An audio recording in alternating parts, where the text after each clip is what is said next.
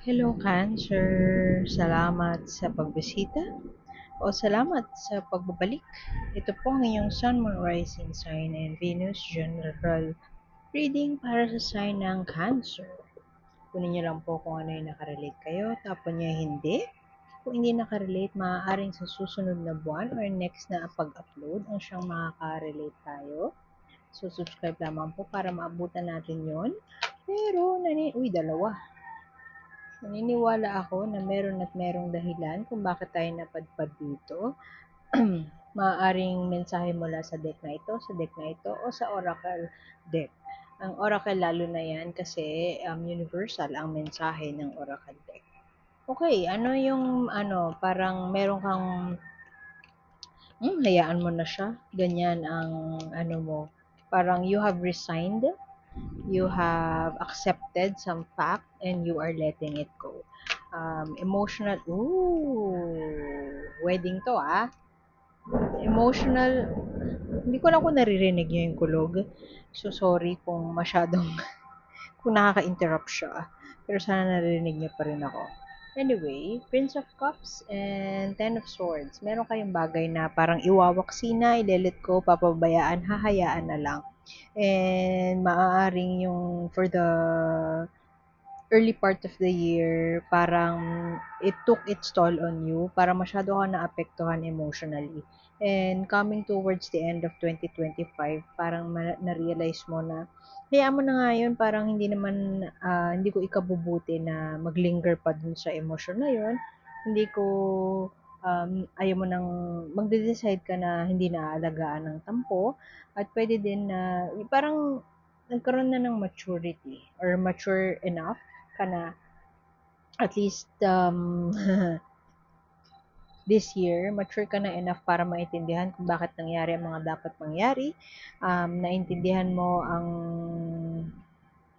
mga ginawa sa'yo ng mga tao. Kasi Ten of Swords, ayun, tingnan mo, lahat ang daming swords na nag-stab sa kanya. Sinaksak siya ng sangkatutak, pwedeng betrayal, pero nalagpasan mo yon. So, looking back, early 2025, maraming pasakit, masyadong maraming hirap na dinanas, and ilelet go mo na yon o tapos ka na doon at ready ka na para mas maging stable ang iyong love situation. So, pwede din naman na ang inalisan mo ay isang relasyon na sobrang nakasakit sa'yo at papunta ka na doon sa mas stable na relationship. Kaya din siguro, ang clarification nun, umpisa-umpisa pa lang ay Four of Wands. Tingnan mo, flowers and all positive, flying through the skies, enjoying yung sky, enjoying yung view down there, and you are free. You're going towards somewhere na mas happy or mas fulfilling para sa'yo. Kaya sabi kong kasal kasi ang um, traditional na meaning niyan or traditional na sa Rider-Waite ay marriage, celebration, happiness. Everything is stable when it comes to passion, when it comes to life in general. So, maganda ang umpisa ng reading mo, Cancer. Maganda ang reading mo so far. At kasi kahit ito medyo mabigat ang meaning niyan, yung core energy mo ng paglaya. Tingnan mo, Two of Cups, partnership. Kahit mabigat ang enerhiya na ito, ikaw ay patungo sa emotional stability. Ikaw ay patungo sa maturity, emotional maturity. So, wala nang gaganda pa doon, Cancer. Tatabi ko muna yan, mapuputol yan sa screen or hindi nyo makikita. Okay lang yan. Yan ang inyong core energy, partnership. Saying yes to a partnership na pwedeng magkaiba kayo from a different cultural background, pwedeng ibang bansa, pwede din naman na iba lang ng pananaw sa buhay. Kasi tingnan mo, black, kape at gatas. So magkaiba talaga pero sa ngayon, you are coming towards a celebration or maganda ang daloy ng partnership na ma-encounter ni Cancer.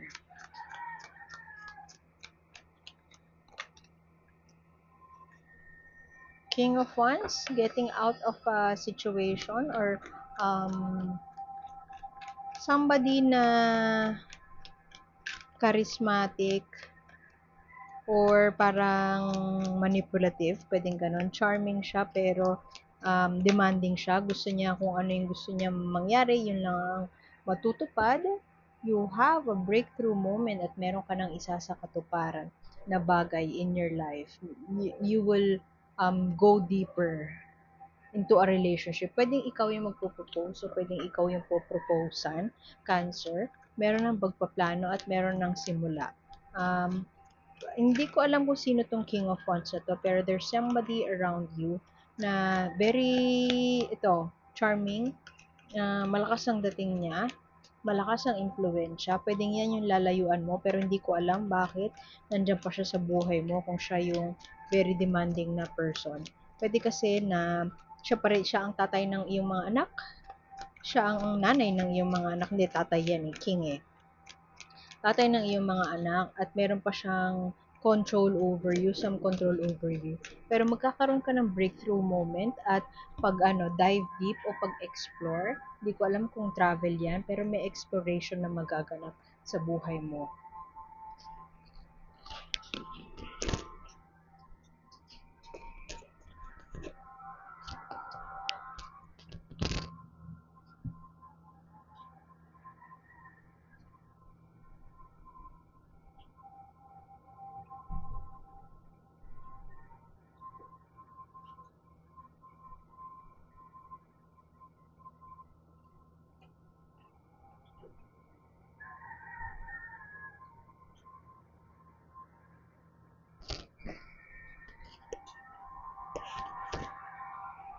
Sorry na wala ng pansamantala at sinarado ko ang pintuan.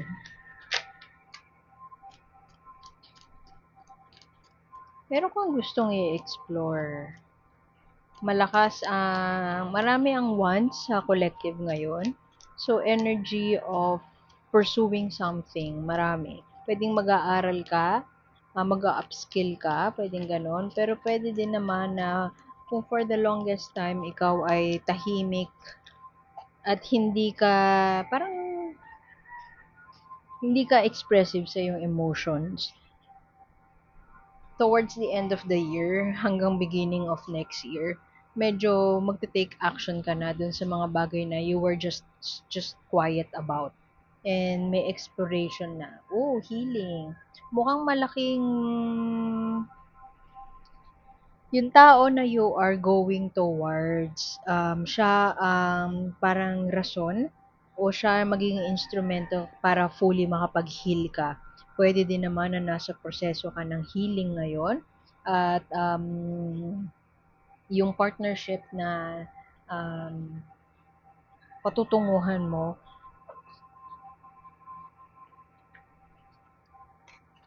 ay after ng healing phase mo.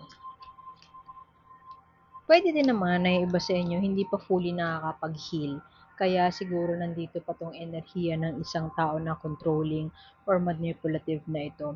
Hindi pa fully healed ang puso, hindi pa fully nakaka-recover kasi meron pang impluwensya itong taong to sa buhay mo.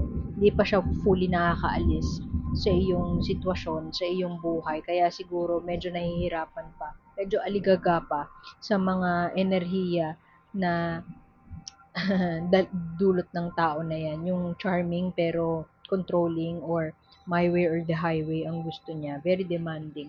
So, ikaw parang, tingnan mo, nakatingin siya sa malayo. Siguro yung iba sa inyo nagko-contemplate, I should do this or kailangan kong simulan to, kailangan kong aralin to para fully makarecover na ako.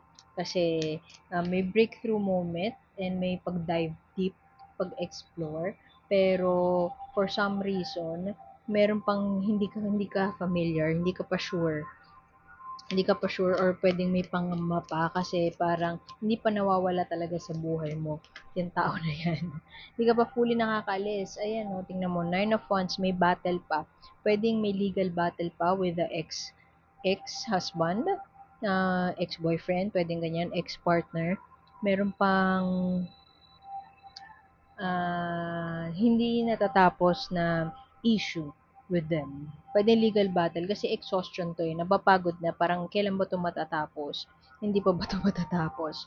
Maganda yung mga gustong iregalo sa'yo ni universe kasi matututo kay core energy mo, emotional stability or emotional maturity, and you will lay the burden down. May betrayal, may sakit na mangyayari pero makakaalis ka na. Ayan, no? Nakalaya na siya. Makakalaya ka na from that hurtful era. Tapos, ayan o, makakaalis ka na once. Pwede kasing yung iba sa inyo hindi pa makapagpakasal kasi tied up pa sa previous relationship. And naiinis ka siguro, nisip mo kailan ba ito matatapos. Pero there is some um, financial stability, equal equal kung siguro makakaipon ka siguro dahil um, nakaalis ka na or makakaalis ka na doon sa relationship na parang sinagad ka or pinagod ka. Makakaalis ka na doon eventually pero ah, meron pang hurdle, kumbaga last hurdle, pero makakaipon ka and there would be some stable income coming along or income on the way.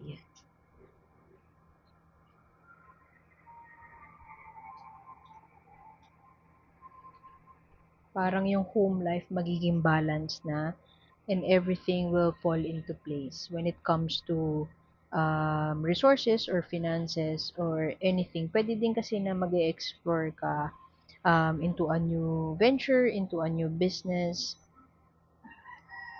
and you will try your best na tapusin na yung laban against the ex na hindi naman maganda ang dinulot sa'yo. Actually, hindi ka nagsisisi or hindi ka galit.